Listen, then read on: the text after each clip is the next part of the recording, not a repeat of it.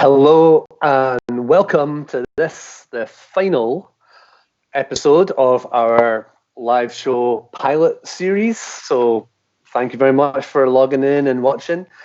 My name's David Martin. I'm the creative director of Hidden Door, and I'm going to be your host for the show tonight. We're going to explore the theme live music post-pandemic, a look at what the future of live music might look like with some very special guests in the show. This is a theme that I've been dying to explore and discuss on these shows. I love live music. I started playing the guitar back at school. I joined a band. We started playing gigs for friends. And although I was playing gigs, I'd actually never been to one. One of the kind of cool guys in school, I remember him asking me, wow, what gigs have you been to? And I hadn't actually seen any. I'd been reading the NME, I'd been kind of watching a lot of music videos, and I guess I was sort of copying that, but I'd never actually experienced it. So he was like, oh, I can't believe you've not been to any gigs. You've got to go. So he told me, like, go to a gig and go see one in the Barrowlands in Glasgow. So basically persuaded all my band to buy tickets for Ned's Atomic Dustbin in the Barrowlands in Glasgow. And off we trooped. And it is not an exaggeration to say that Ned's Atomic Dustbin in the Barrowlands was a life-changing experience for me. It absolutely blew me away, and I've become sort of addicted to live music ever since. I've seen so many live shows, you know, I can't even count them. I've even seen Oasis in a pub in Dundee, and that definitely wasn't the highlight of all my shows, but it was a good one. And now along comes COVID-19, and I don't think it's an exaggeration to say that live music has been impacted more than probably any other part of the creative industries. There's been a lot of chat about theatres going dark and theatres kind of starting up again, but live music, I don't think it can ever work with any kind of social distancing or physical restrictions, or can it? I guess that's one of the things that we're going to start talking about tonight. I feel like the crowd is a really important part of the experience of live music, but that's the sort of thing that we're going to be discussing tonight with our guests. We're going to be interviewing Brian Reynolds and Jamie Sutherland in a second. Brian and Jamie are music promoters, very influential in the Scottish music scene, and normally they'd be organising loads of gigs with loads of different acts every single month. So they have a unique overview of the live music industry. We've also got a couple of fantastic bands for you tonight on the show, and we'll be interviewing one of them too. Post Coal Prom Queen are going to be giving us a little bit of their insight later in the show. But first of all, before any of that, I'm delighted to say that we also have tonight Half-Formed Things, and we're going to start the show off just now with performance by them of their song Swami. So let's hear our first track from Half-Formed Things, Swami. Take it away. You are carved of the stuff regarded godly,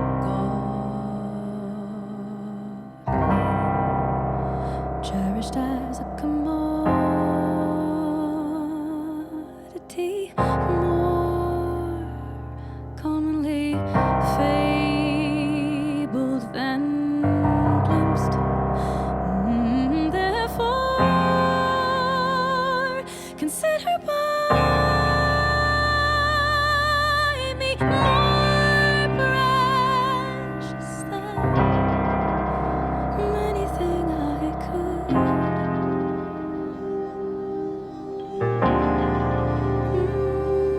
Feast my eyes upon.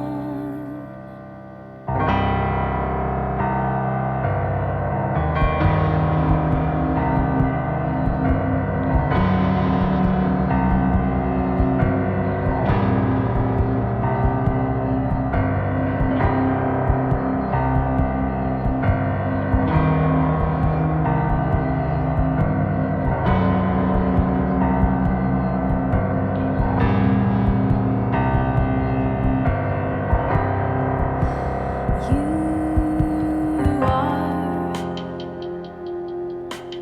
thus an emotion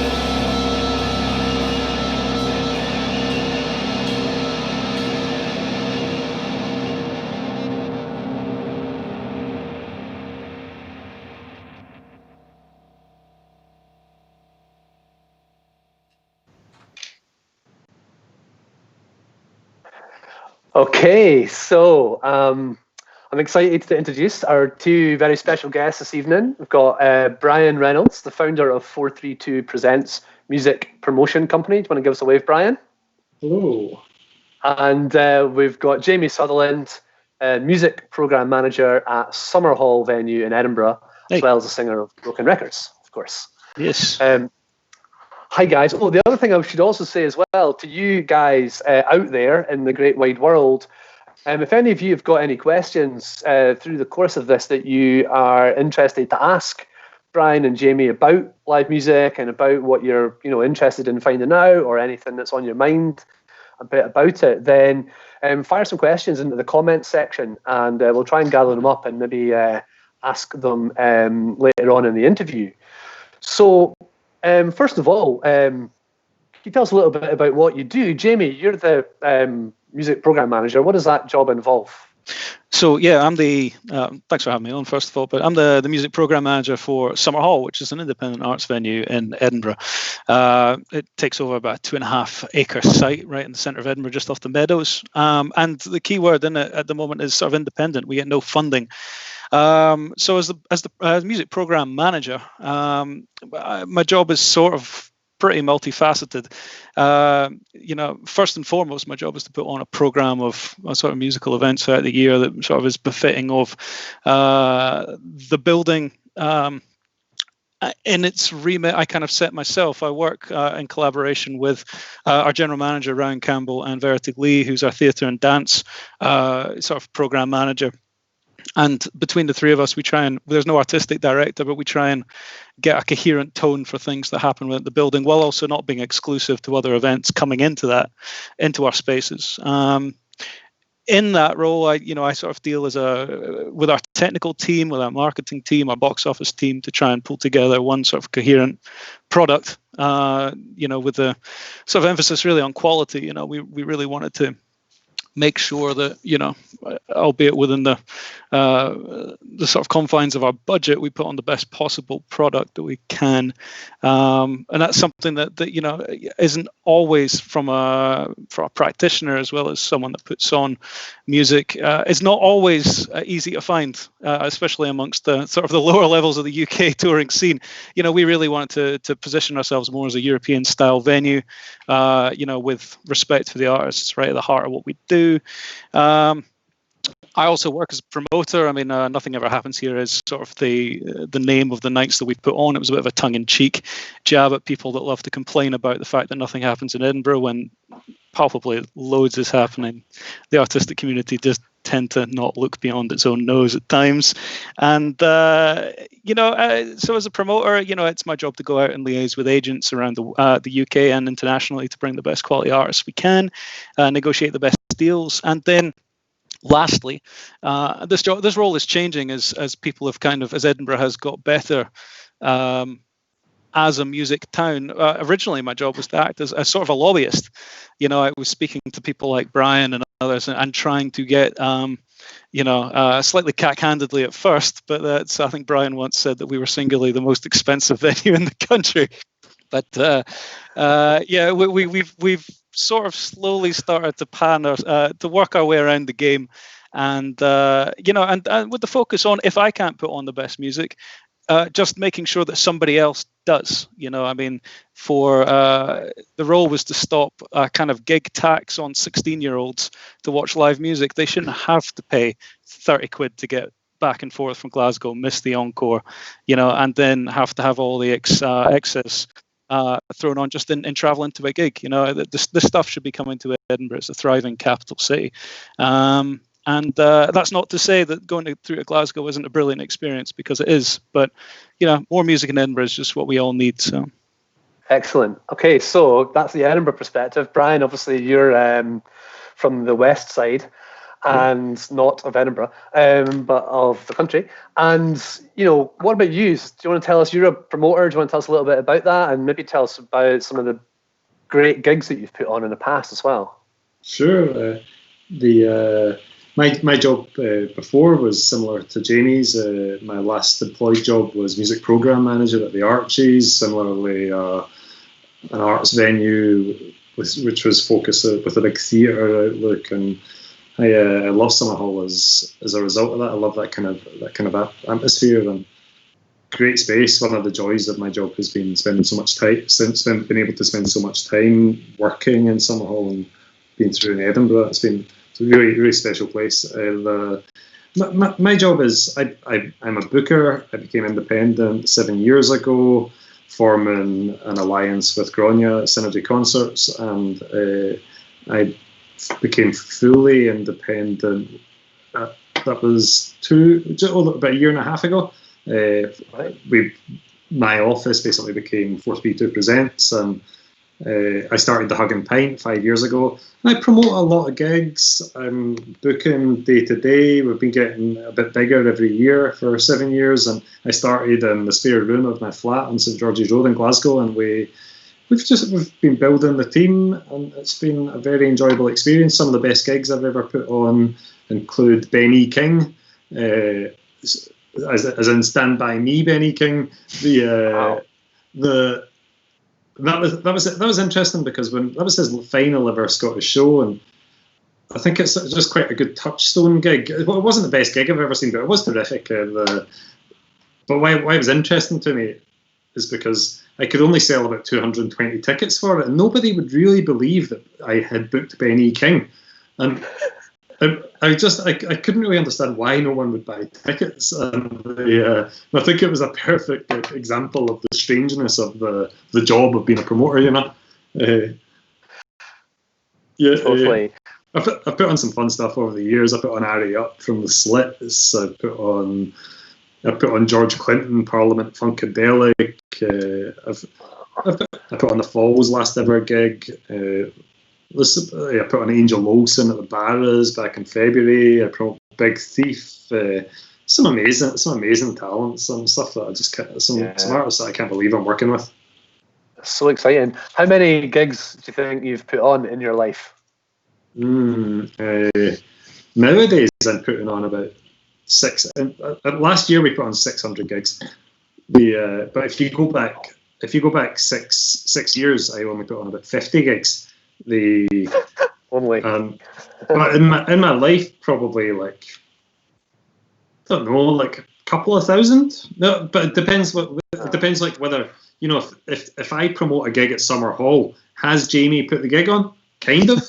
Like it's So if you kind of count all that, then there were times at the Barfly I was also promoting 500 gigs a year. So, the start of my career. So who knows? I've been doing it for almost 20 years. So a lot, maybe. Amazing.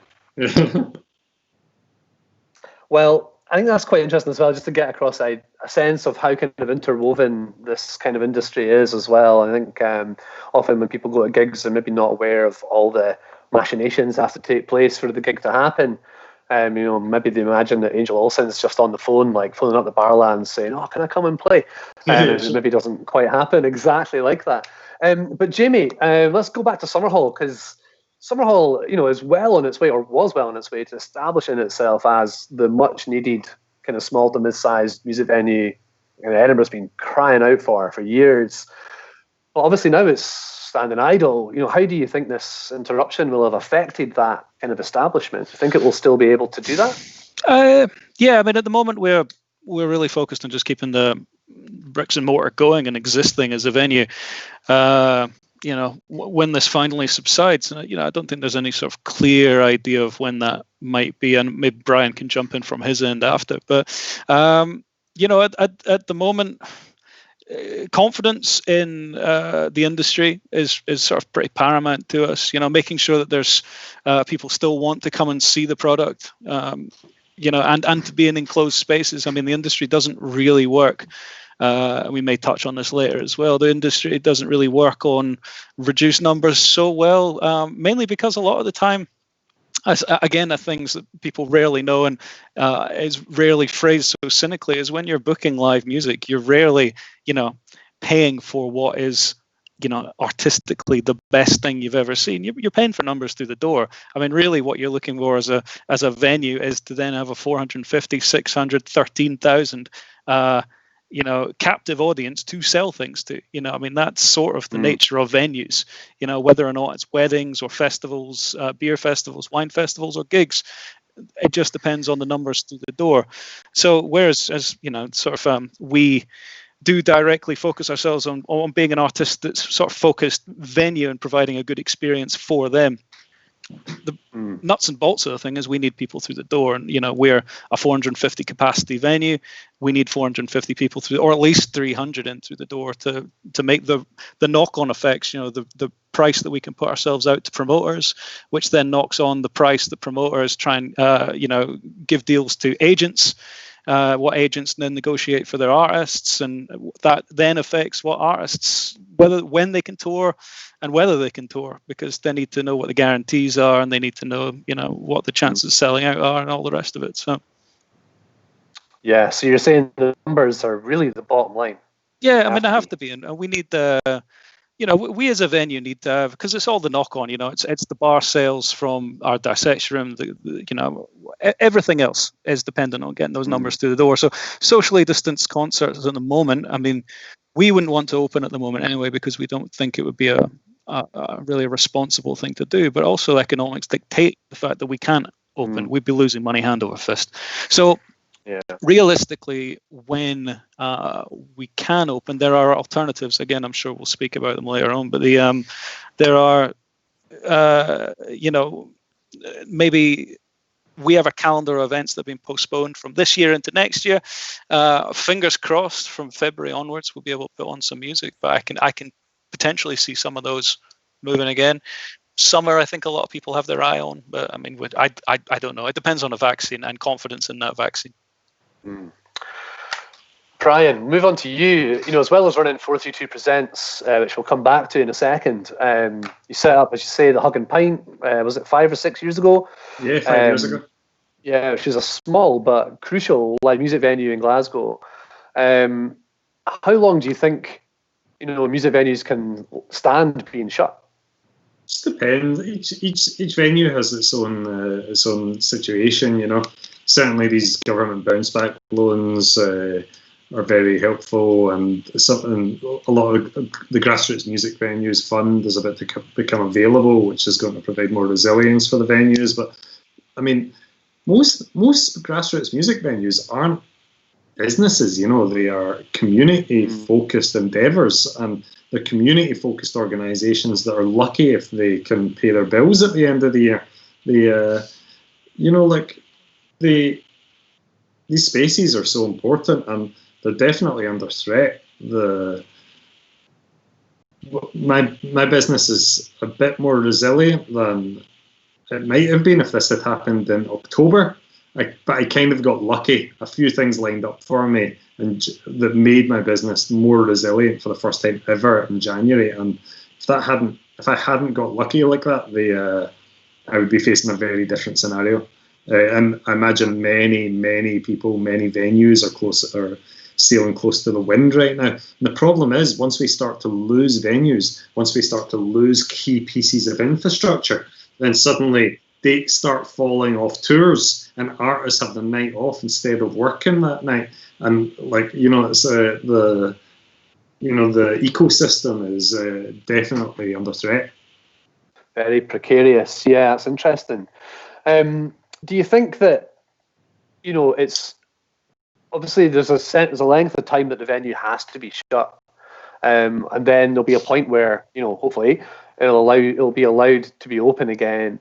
Do you think that the sort of restrictions that are being imposed that venues have to be closed by are kind of? Do you think there's a sort of sense in which the sooner that's over, the better, or do you feel like we need to almost wait until confidence is coming back as well? So if restrictions were actually lifted, might there be a little bit of a delay in opening music venues just to kind of get that sort of sense of confidence back in the population? What do you think about that? I mean, there's no. If I went to a gig at the Hug and Pint tonight, my wife would and I went to a normal busy gig at the Hug and Pint tonight, my wife would have me in isolation for the next 2 weeks. So I'm not that dissimilar to one of our customers.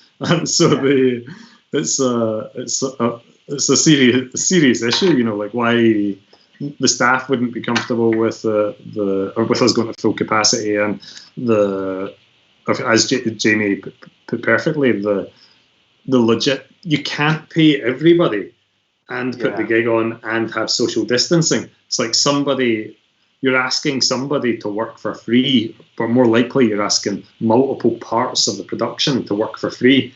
And who is it? The artist, the sound engineer, the venue, the van hire company, it's got to be so these spaces, Hugging Pints 120 cap, Summer Hall at 450, for Dissection Room, Summer Hall, like Jamie's absolutely right. They don't work when you get smaller, you know. And I remember when I first looked at Hugging Pint, I thought the capacity was 60, and we had to knock down a few walls. But I looked at it as a 60 capacity room, and I thought there is no way on earth that anybody can make a 60 capacity room a viable music venue. Simply because by the time you pay the person who has to do the door and the sound engineer, there's no money left, you know. Yeah.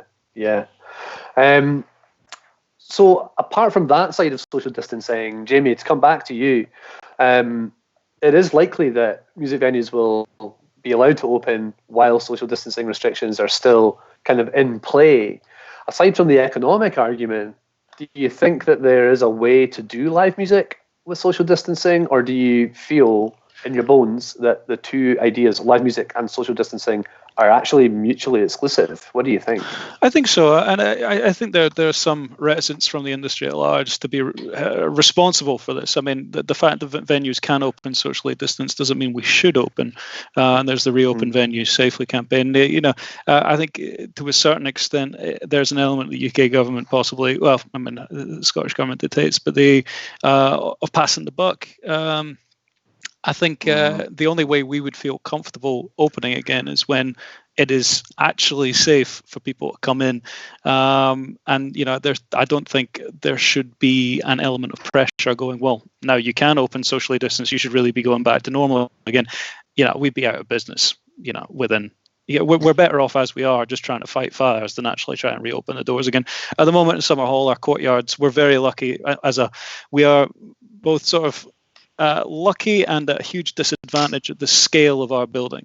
Operationally, it's enormous, and in that space we have about 9 rooms plus gallery spaces, all lying empty, and that hemorrhages cash. But on the flip side, we also have 2 enormous courtyards that allow us to open up as a beer garden at the moment. So, there are things that we can do to get ourselves sort of open and get some cash flow flowing again, and that's working quite well. But in terms of reopening the venues, I think we would have to feel that we were doing the right thing by putting on live music in a safe environment again, and not just trying to get things. But that's not to say that other people can't do it. It's just from our point of view at the moment, the way I would see it is we would struggle. I mean, I think in the dissection room we can put in 30 people. It just doesn't work. With 30 people in a 50. I think the Usher Hall was in a 2,500 venue was about 450 people. Like the numbers just don't work at the moment. So yeah. And Brian, what do you think? Do you think ultimately, people just want to listen to the music, or do you think that actually being part of a crowd is actually just as important a part of it? What do you think about that? Yeah, for sure. I mean, I'm not a big fan of online streaming shows, and the reason for that is that I love the live experience, And I even enjoy going to the gig, and I enjoy it when the support band blows me out of my mind. I'm like, oh my god, these guys are amazing. But I also don't mind it if I don't like the support band, because I just go and chat to some friends or colleagues and hang at the bar and have a nice time. They find a quiet spot and just catch up with people, and that's a really important part of it, and that's one of the things that people miss a lot. Did you see any of the international festival stuff? My Light Shines On, like Honeyblood playing in the Empty Leaf Theatre, or like the Nick Cave show at the Ali Pali? Did you see any of that online stuff?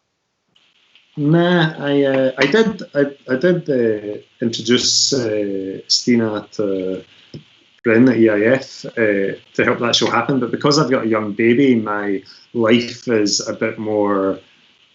It's just I work all day, then I feed my child, put her to bed, and then I maybe watch a movie once a week, you know. So my life is kind of mundane. So even such an audacious thing as to watch a live stream is not really happening very much. Well, that's kind of interesting though, because even saying that, it's like, you know, to watch a live stream show like that, you've kind of got to sort of set other things aside and then sit in your living room where you're doing other things anyway and kind of have just the same sort of experience that you were having when you were just having a cup of tea, but you're watching something on your computer or your phone or whatever. And it's not the same as making the time to go out to a gig, you know, and you kind of carve that space out, you know, to have that experience. Jamie, what do you think? Did you see any of that stuff?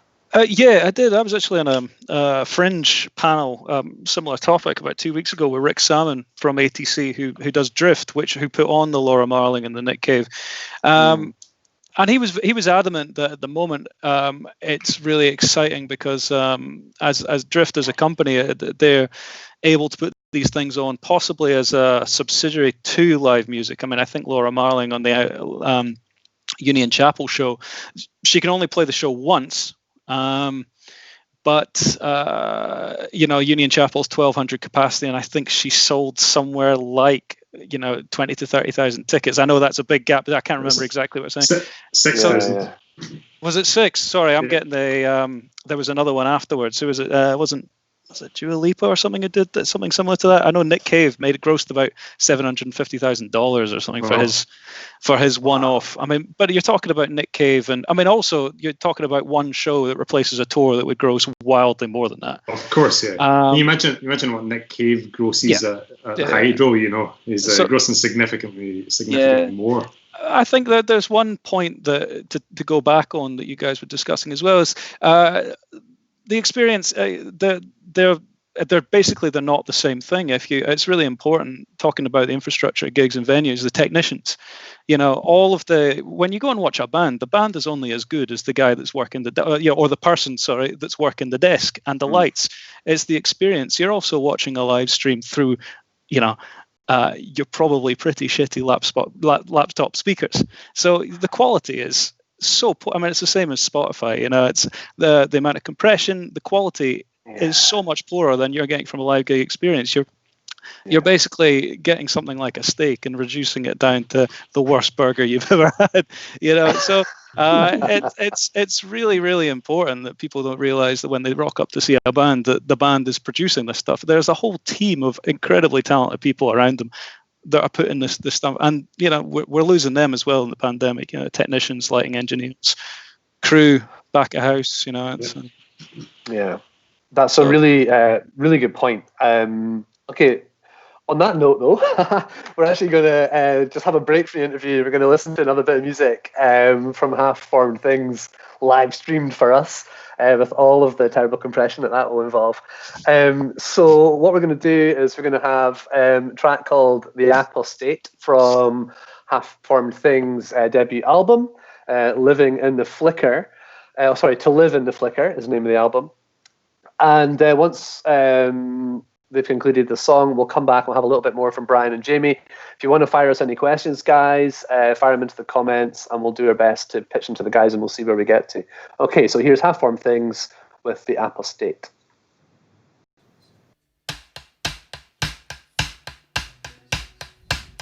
Oh, my Lord, it's never been the same. And so it goes. I'll never run all the way to you, to you, to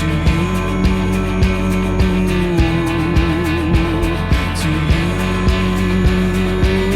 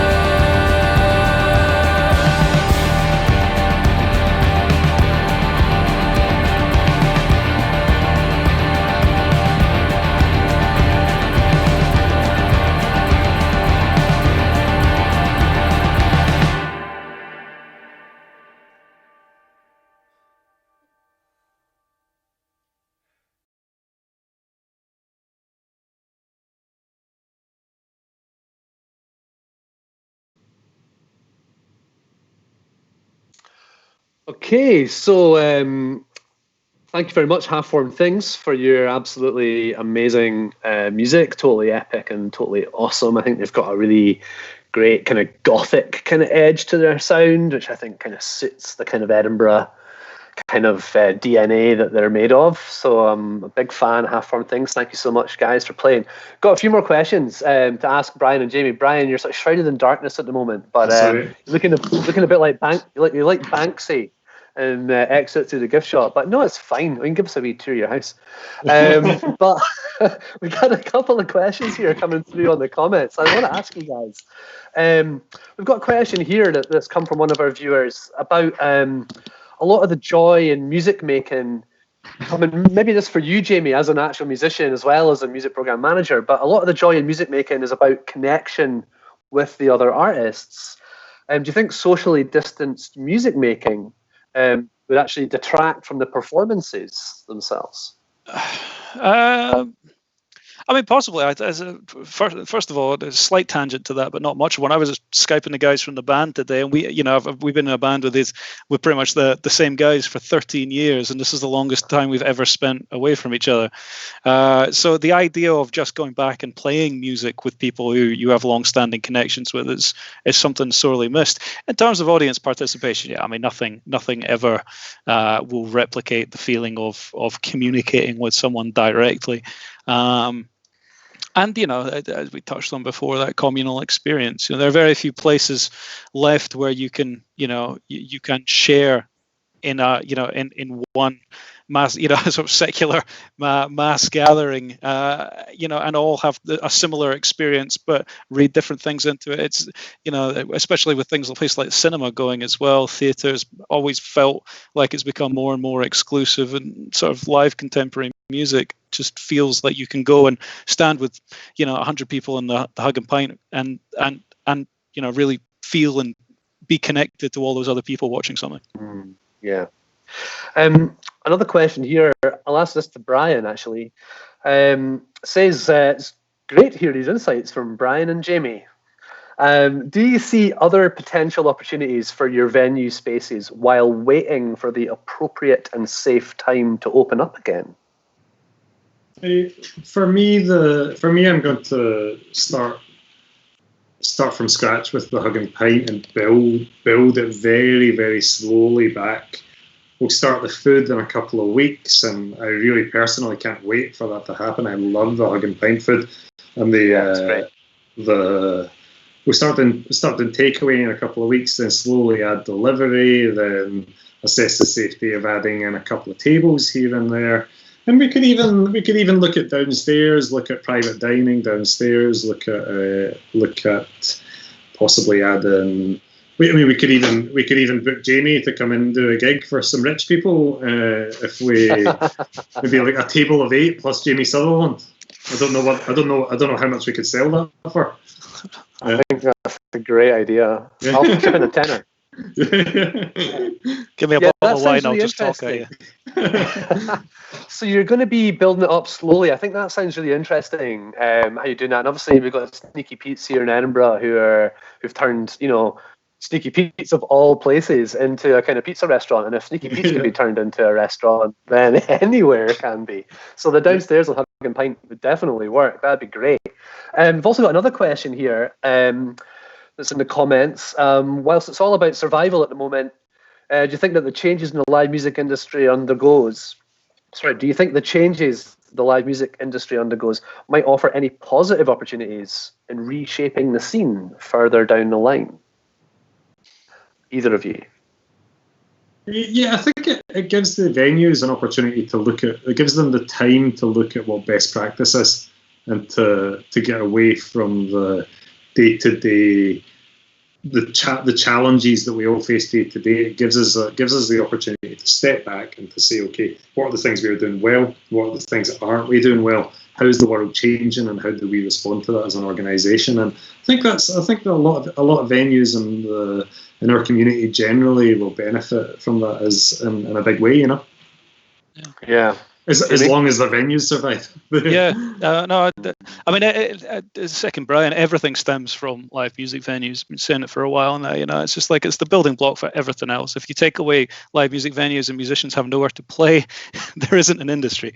So, but I think the whole industry is so interlinked. The one thing now, coming from a sort of crossover musician promoter point of view, is like the live industry has been perceived to be somehow the land of milk and honey for artists for the last 15, 20 years, and that is palpably untrue. Most people can't make a living off of being a touring musician. Even ones you would think are very successful probably either have a wealthy spouse or a jobbing spouse at least, or a job when they're not on tour.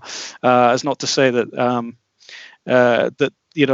those things sort of certainly having a job on tour shouldn't happen, but especially if you're working really hard as a musician, as soon as live music touring has stopped, things like streaming services, Spotify, the devaluing of bought recorded music is completely unsustainable for the industry, in my opinion. And artists are being forced to tour more and more and more just to try and keep their head above water. So I think the whole industry has had to have a good look at how it can, climate change as well, how it can actually facilitate itself without having to do large-scale international touring on an almost biannual basis. Yeah. I think there's a lot to unpack there, but I think the good thing is we've got some time to do it. But I think certainly recorded music earning more money for musicians, mean less emphasis on touring, meaning venues can then put more emphasis into local communities a little bit more, building up that side of things, and then hopefully reducing carbon footprint. That would be something that's really important in the next 10 years. Okay, one more question from the audience. This one's from Jacob Brailsford. Artists like Ash, Elbow and Arctic Monkeys have got behind a number of smaller UK venues by doing prize draws, auctions, that kind of thing. Do you think this is a possibility for to help Hug and Pint and Summer Hall come back? Well, if it goes on too much longer, then we're certainly going to be making those requests. Yeah. Do you think big bands would be up for playing for smaller audiences? Always. I think bands right now would be up for playing to any audience which is respectable and has some kind of feel of live and doesn't degrade the show that they want to put on. I'm lucky with Broken Records. Our over the years our career as it is has expanded and contracted and expanded and contracted, and depending on the vagaries of what's popular at the time. There's nothing better than playing small rooms, tight rooms, because playing big shows are really exciting in big venues. But then sometimes eventually they become you don't get to see very much because the lights are all on. It's just a black space. So eventually, actually seeing and communicating people with directly is really important. So yeah, I think the best broke. Sorry, Brian, go for it. Sorry, I totally agree with Jamie about how difficult it is to make money as a musician. Now it's really, really hard, but I don't think it's all doom and gloom because the record industry, Spotify are just a typical company in the way that record companies have been for a long, long time. And I think as anger towards them grows, more and more artists will want to create their own alternative to Spotify. And I think there'll be more and more people willing to pay for this. It's like Spotify, with a bit of luck, will be challenged at some point, and but there is more money getting spent on recorded music now than ever. And I remember when I was much younger that I was desperate to pay for that tap of music, that unlimited amount, because the amount of music I consumed was more than my salary.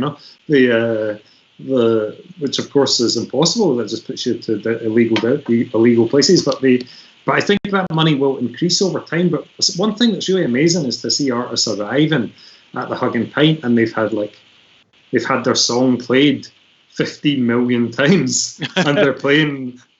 And they filled out the Hug and Pint, but like once you've had 15 million plays, you're getting paid something. It's not loads, but I think maybe, and also lots of people are taking cuts of it. But I think on Spotify they pay something like, I think, was it $6,000 for 1 million plays? Maybe you know more about this than I do, Jamie. I just mean that you get some kind of revenue.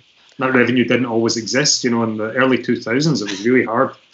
Yeah, if you could give bands any kind of advice these days, is like don't take any notice of your social media stats as any kind of indication of how popular you are. I remember we had a YouTube. Our single came out in the States before we were going across to do a month tour on the second record, and I think it had something like 1.5 million views in about 2 or 3 weeks prior to us going across there. And our sound engineer was just like, if something like 0.02% of people who've watched this come out to see your show, it'll be the whole tour will be sold out twice over. And it definitely wasn't sold out twice over. So. You got 0.001%. Yeah, beware the myths of especially agents that love to throw social media statistics at you as if it's any reason to book a band. No.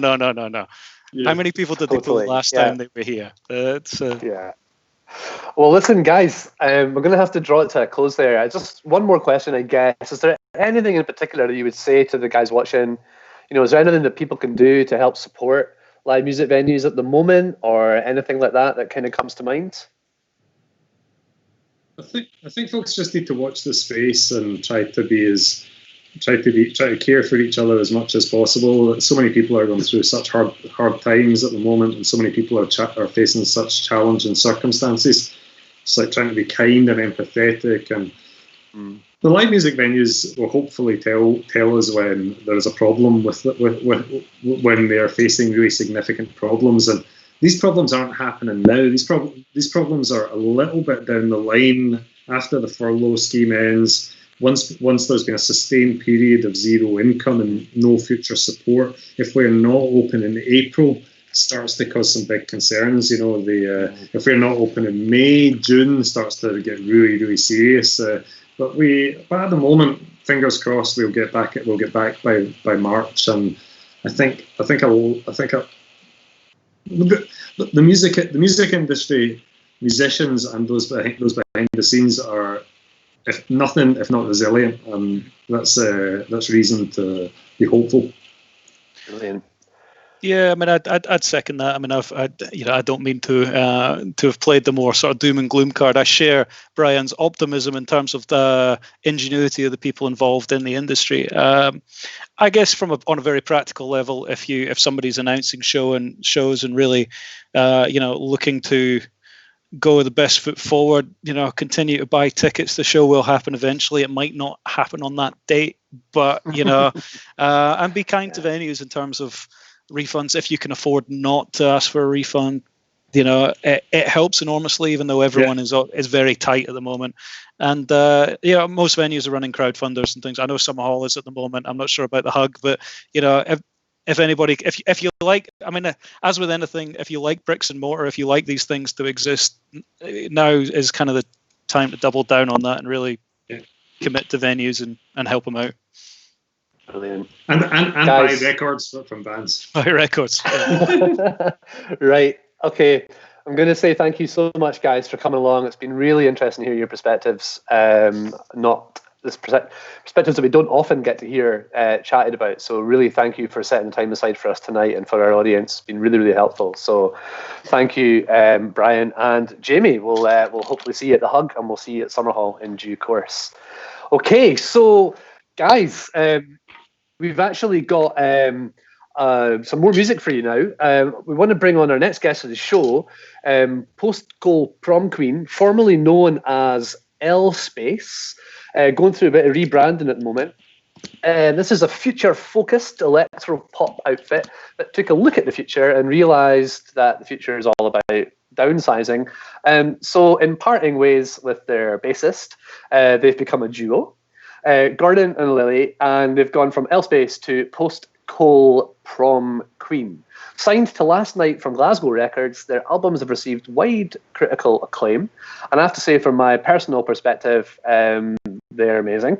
And their album Music for Megastructures is an actual masterpiece. So I highly recommend you listen to it or buy it even if you don't want to, or if you want to take on board what Brian was saying, just as this parting shot there.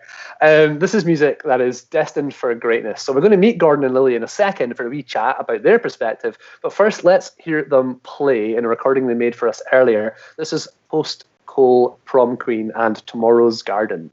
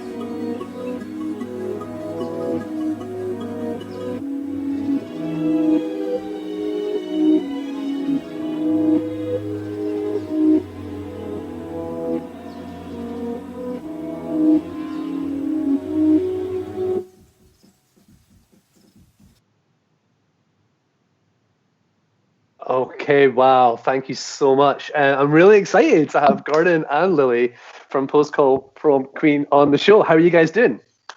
Good, yeah. Very good, thanks. Yeah. Enjoying the show so far. Yeah, excellent. We love half-formed things, so it's lovely to see them.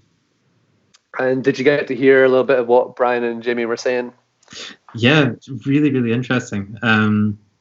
It's good to hear it from their perspectives because you don't often hear it from the venue and promoter perspectives.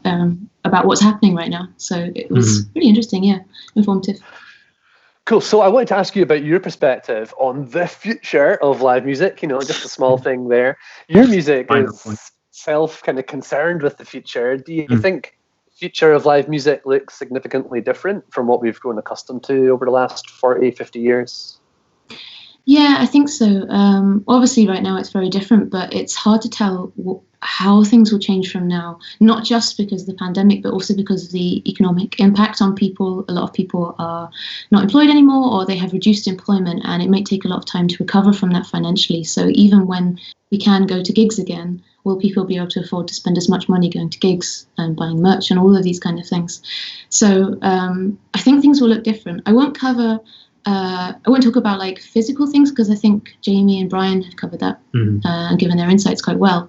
But there are other ways that people are using like online media and other kinds of media to show music to people, such as online streams like this, or in-game gigs, which is quite interesting. Twitch streaming is quite big now, and people playing games and combining that with music. Music films, like Muse is releasing or has released their Simulation Theory film, which is with their album. Also things like maybe it will stimulate technology to go to develop more things like virtual reality. So we could be in a position where superficially we feel like we're in a gig environment, but we're actually at home with our headset, which is like as an image, it feels quite dystopian and utopian at the same time.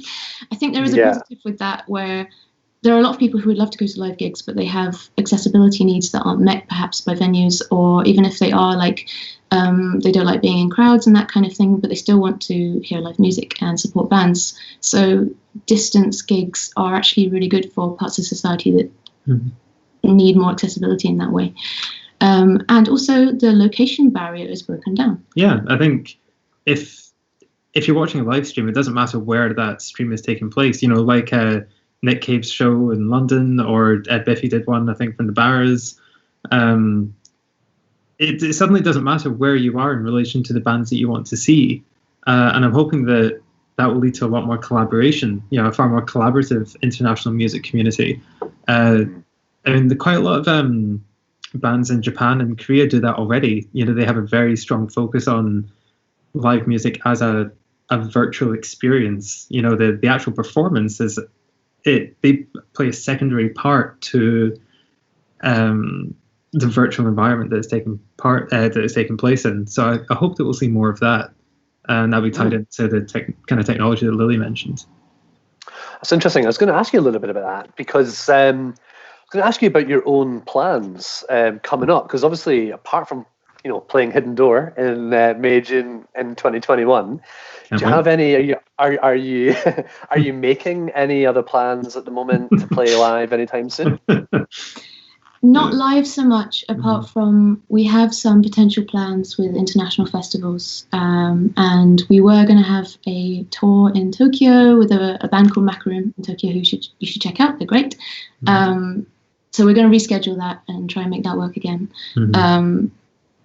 But yeah, not many other live things planned apart from that. It's going to be more about recording. Yeah, I think for us it's about, doing any sort of live shows is always a financial risk, and that's something that we're willing to take on, like any band is.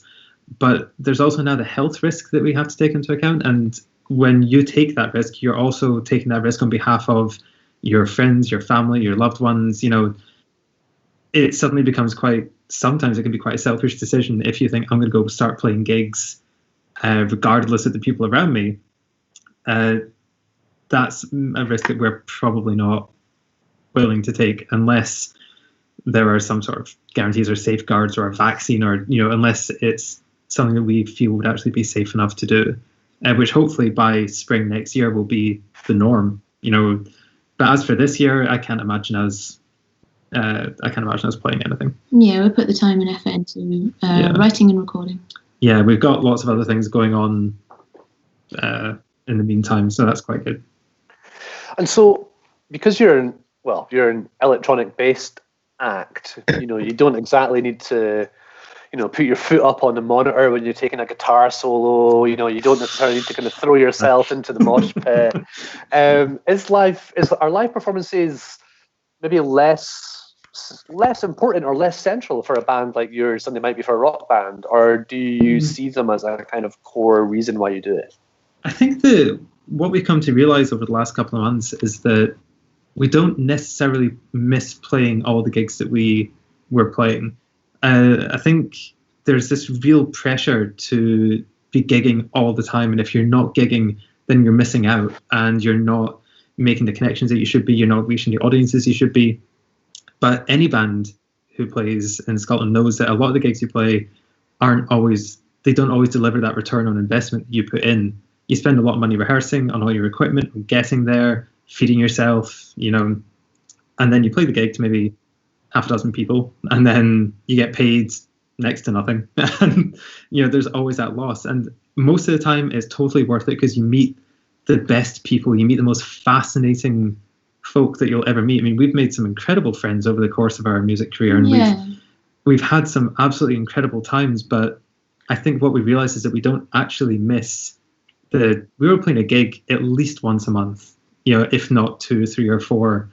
I think even when gigging goes back to normal, we're going to cut that right down, and because we realize we can be a lot more selective in what we do.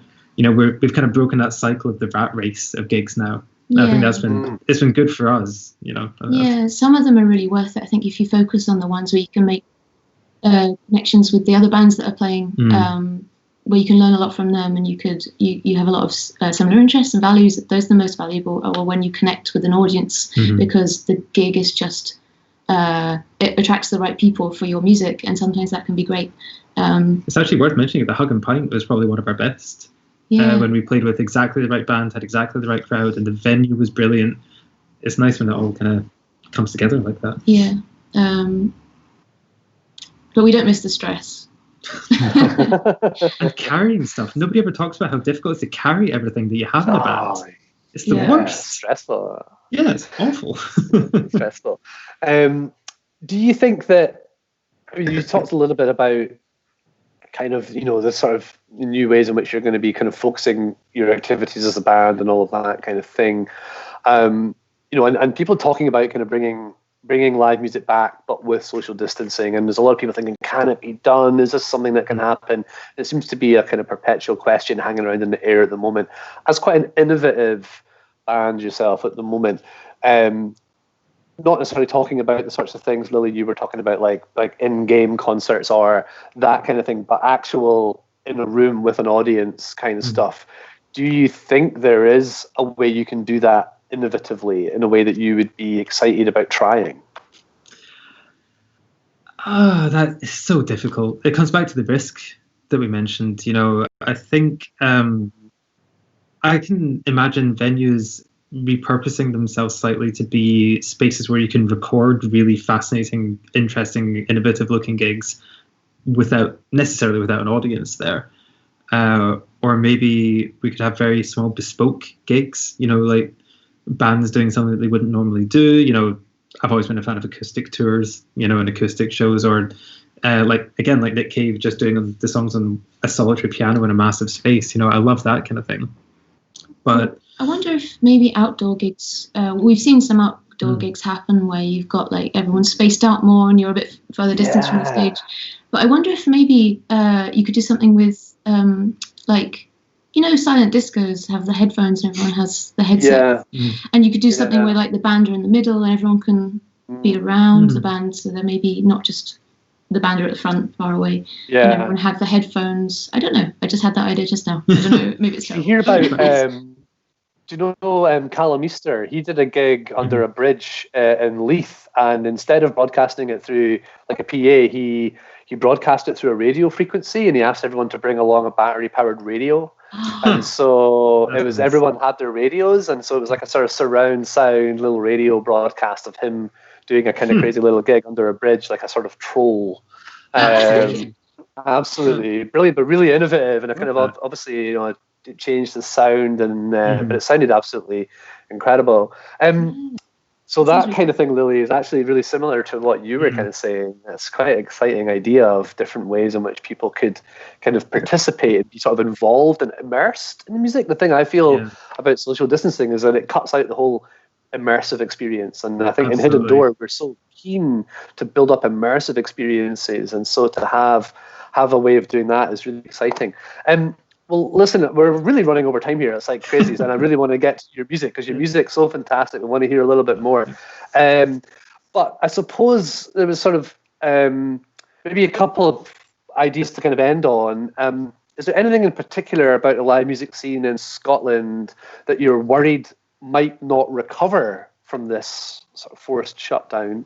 And is there anything that you would like to see happen as a result? I think about things that I'm worried about not recovering. The ability to go and see local bands and like go and see your friends' bands in somewhere in your city, like these small venues like the Hug and Pine. That was always just a really valuable thing to be able to do. I don't know about the recovery of that. It's also great to have Scotland as a destination for international bands. And it's a great way of discovering new bands and bands from around the world, and that is probably going to be highly restricted, so I'm worried that the international destination of Scotland won't recover. And obviously people's livelihoods in music as well. People that rely on music for their income, and also their kind of like passion for life that comes from music. I think it's also important to remember that, or it's important to bear in mind that the Scottish music scene is so important and it's a fantastic place, but it's not perfect. It's not a utopia. I think this can be an opportunity to not bring back a lot of things that were happening. Some of the biggest players in the Scottish music scene are also the most exploitative. 432 are wonderful, and Summer Hall's incredible, Hidden Door's fantastic, but there are some of the very big ones who are in charge of the biggest festivals in Scotland they're not representative. They have a problem with women, they have a problem with people of colour, and I think that if we can use this as an opportunity to suddenly just change all of that and make Scotland a proper international destination that is as welcoming as it possibly can be, I think that would be a really, really positive thing to come out of all this. So there'll be everything that Lily mentioned, I really hope comes back. But there's actually a whole bunch of stuff that I really hope that we can change for the better. And this is exactly the kind of time that we can do it, when everything is stopped and we've got the time and the headspace to do it. Yeah, maybe it's a chance for new players to step in that have different motivations and different goals that are more beneficial to musicians and the music industry in general. Guys, that's an amazing point to end on. Thank you so much. Audience, let's hear a couple more tracks from Post Coal Prom Queen. I can't remember what they're called. So we're just going to fire into them. Guys, you want to tell us what they're called and what they're about, or something about them? So the first song you're going to hear is called Karoshi. It's about being tired all the time and wanting a revolution, but just being exhausted and you can't do it. And the last song is Fill Your Heads with Static. It's about a cyborg woman coming to a small Scottish town and starting a revolution. And the first song, which you heard earlier, was called Tomorrow's Garden, and it's about future farming methods, causing a post-scarcity society and fixing the damage to our ecosystem. Obviously. And that was the first time that's been played live, I believe. The first time anybody's ever heard it. Brand new song. Amazing. Thank you so much for playing it on our live stream. Guys, let's hear these tracks from Post Coal Prom Queen, and then I'll wrap up the show after that. Thank you so much, Gordon and Lee. See you soon. Thanks. Bye.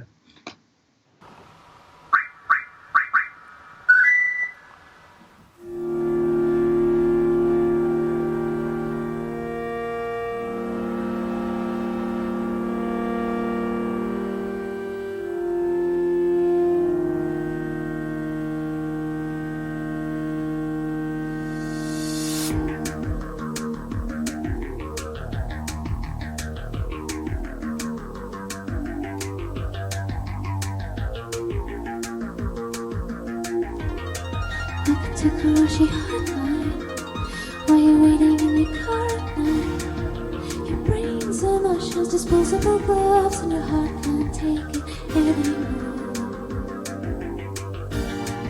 You're racing like a greyhound.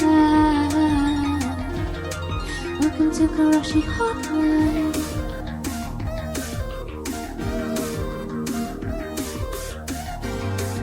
And I want you to know that you're killing us now. All the dreams are waiting, but they die.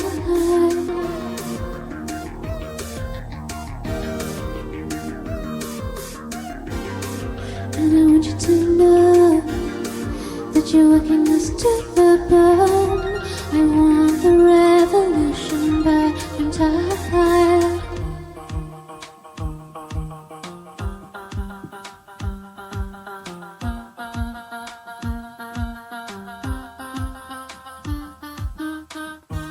I am sinking into this bed of lying. You put up a poster of some birds flying. I am sinking into this bed of lying. I look up at the ceiling and see it unfolding. I am sinking into this world we live in. You put up a poster and you just walk in.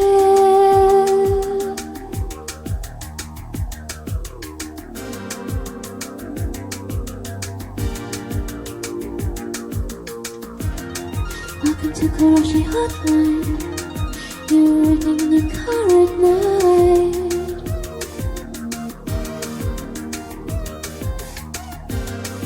And I want you to know that you're killing us now. All our dreams are waiting, but they die.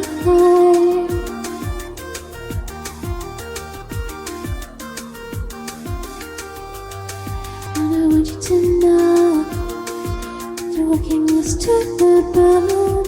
I want the revolution, but I'm tired.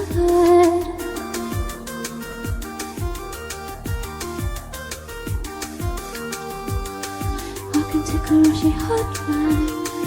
You're racing like a greyhound.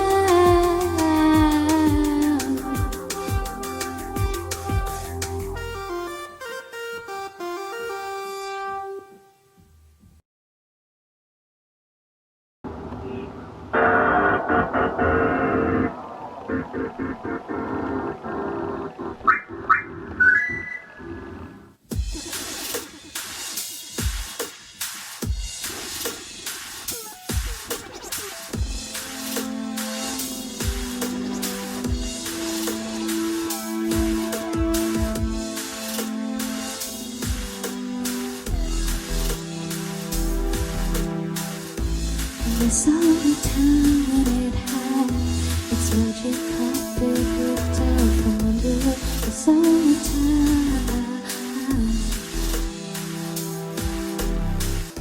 the cyber girl she came with metal eyes and lights beaming up from the ringing words to feed the streets.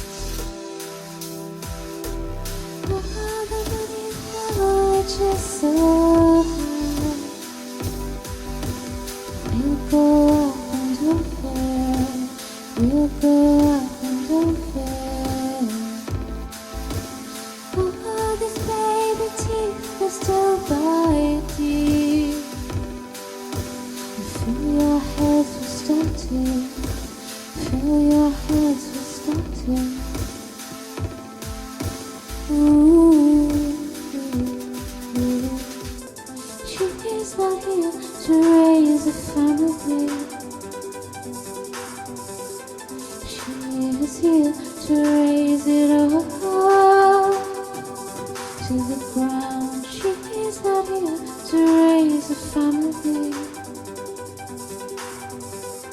She is here to raise the voice of the crowd.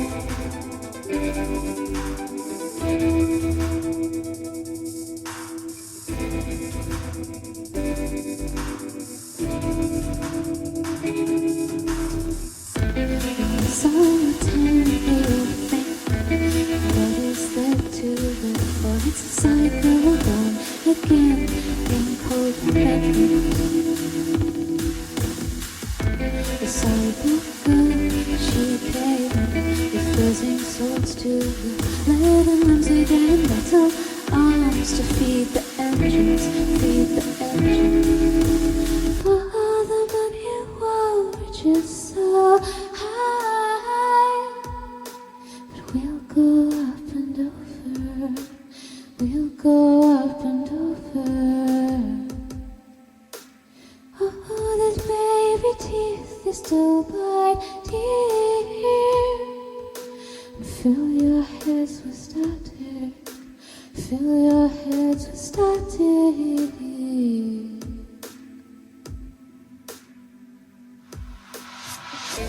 She's not here to raise a family. She is here to raise it all to the ground. She is not here to raise a family. She is here to raise the voice of the crowd.